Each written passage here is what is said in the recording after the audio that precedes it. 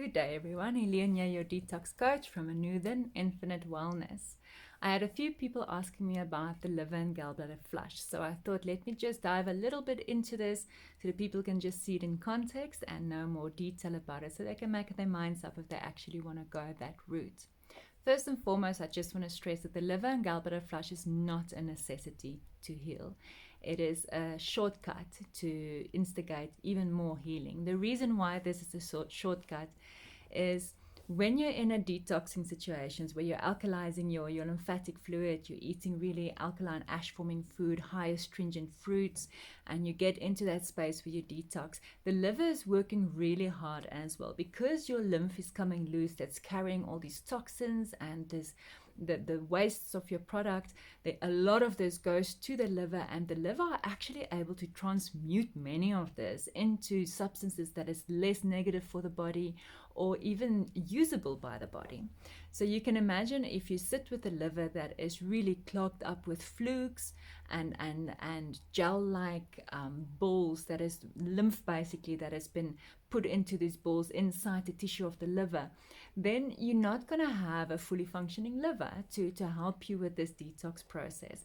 So if you're sitting in a position where your liver is not compromised, it's really a cool idea to actually go for a liver and gallbladder flush and help the liver to spasm and push out these flukes that is sitting in the liver and possibly the gallbladder. It's also known as rocks, of course, stones that's in the gallbladder. It's nothing else than crystallized lymphatic fluid, really. So when I help people to detox, we usually go on a 2-week minimum protocol where we use certain drinks to soften these stones, these gel-like balls that is hardened, that you find in the liver and the gallbladder.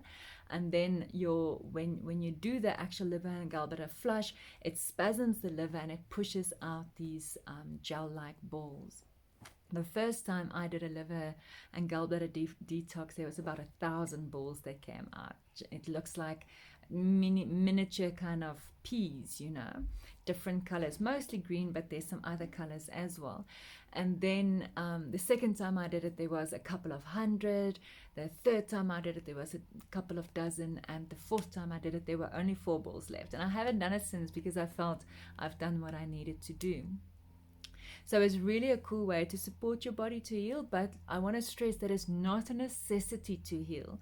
Some people know they've got gallbladder stones, and a big stone coming down can be very uncomfortable and can even chase you to the emergency room.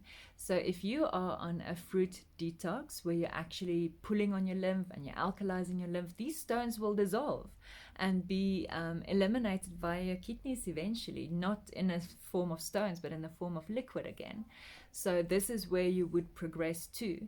If you do find yourself in a space where you don't have a disposition in your liver is not very weak, then it's a brilliant way to take a bit of a shortcut, prepare yourself well for the liver and gallbladder flush, and then when you feel you're ready, do the flush and help your liver to then clean itself from these flukes, possibly parasites, which are flukes, and then also the congested lymphatic fluid that the liver sort of push into this little compartments to keep it away from the rest of the functioning tissue, so that the liver can continue working as hard as it does. The liver is an amazing organ.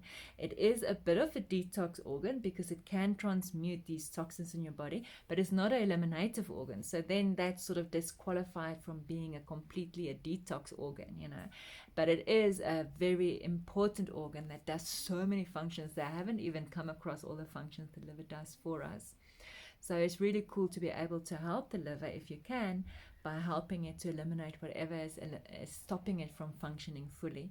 And then you also have an organ that can deal better with your detoxing process as you let go of the toxins and the congestion that you've accumulated over time. I hope this helps everyone. This liver detox forms part of our monthly 28-day detox, and it also forms part of our longer programs, the 3 and 6 month programs when we focus on digestion. That is the cycle that we also help people to commit to the liver and gallbladder flush. We don't make use of Epsom salt anymore. Epsom salt deposits a lot of sulfur in the body, which is something that the body has to detox from. So it doesn't make sense to use it just to empty the bowel. You don't really need to empty the bowel as long as you have good daily bowel movement. The whatever your liver is excreting will leave the body through the stools of the next 2 to 3 days after the liver flush. So one thing that we're losing out on when we used to do the Epsom salt, it would have flushed all the excretions from the liver out, and you would have been able to see what came from your liver.